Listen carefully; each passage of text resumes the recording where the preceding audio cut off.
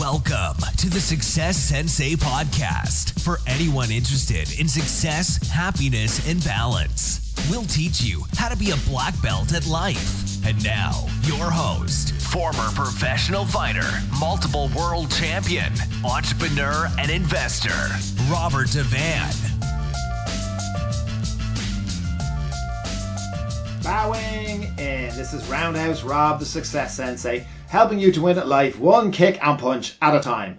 Episode 150. Welcome to the main event. It's the Success Sensei podcast main event.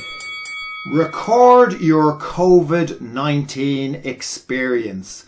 Before we get cracking with this episode, please, if you can possibly like and certainly review. The reviews are very valuable on iTunes. And we are on Spotify. Like, review, subscribe, share. All momentum is much appreciated. Make sure you check out thesuccesssensei.com. Send me a message anytime. Record your COVID-19 experience. We've all have several different experiences throughout and several different emotions throughout COVID-19.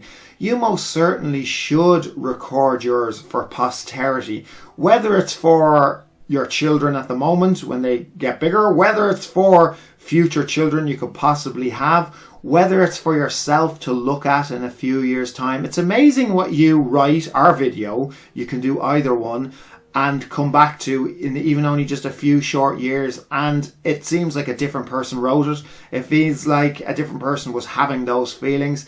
But so much has happened psychologically, emotionally, and physically during the lockdown, during quarantine, during COVID-19, during the pandemic, the fears that everybody's had, the stresses that everybody's had, the joyful moments. It's not all negative. There's been a lot of negativity. There's been a lot of positivity. How you view the world, what has happened all around you, what you've been witnessing happening, how you felt about it, what your routine has been like.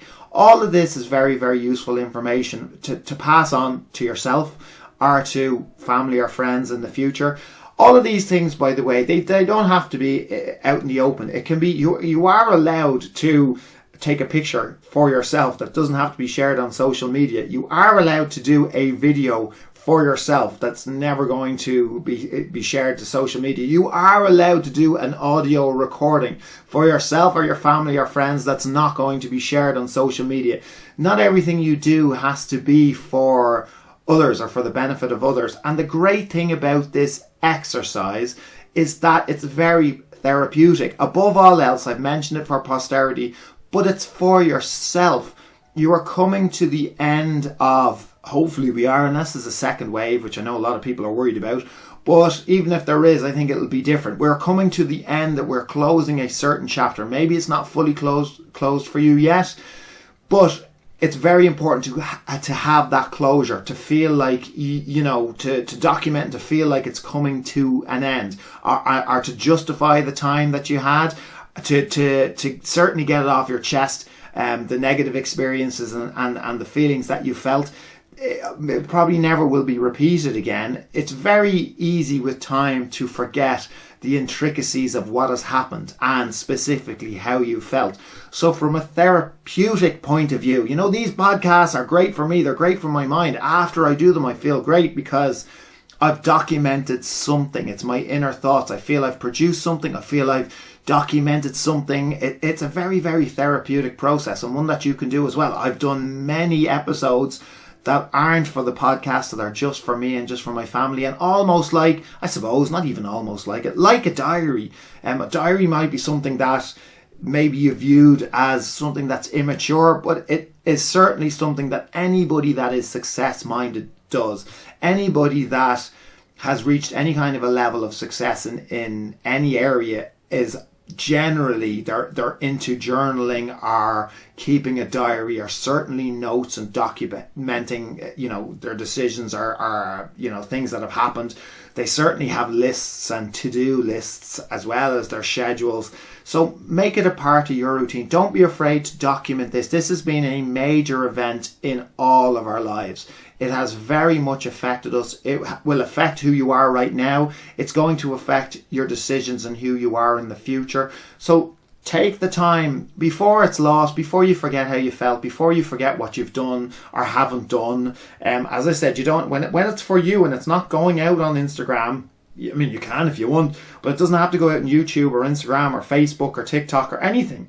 When you're doing it for yourself, it can be more real, it can be more raw, it can be more therapeutic, it can be more, as I said, realistic. You can tell the truth. I mean, if you're worried about it ever getting out there, just make sure that you store it safely so that it doesn't. You can be brutally honest, you can speak whatever way you want, and it can be a real reflection of what you were thinking at the time.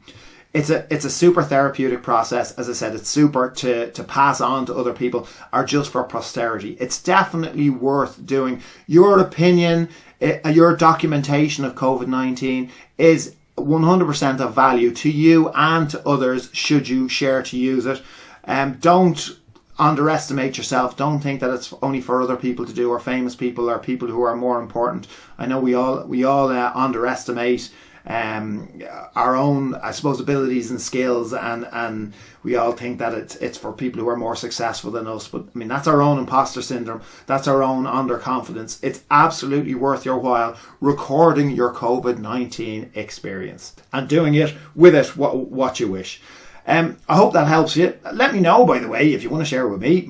I'm all ears. I'd love to hear from you.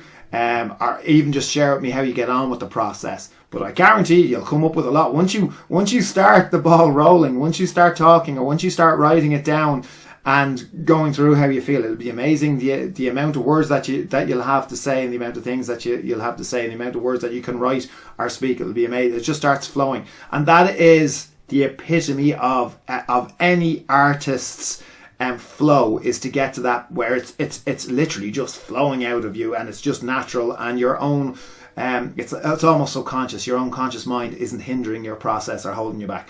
I hope that helps. I won't waffle on too much. Get cracking, record your COVID-19 experience. Thank you for listening. I'm Roundhouse Rob, the Success Sensei. Life is a fight you can enjoy and win. Bowing out. This has been the Success Sensei, fighting the winning fight. So add us, subscribe, like, and comment. Keep those hands up and keep moving forward.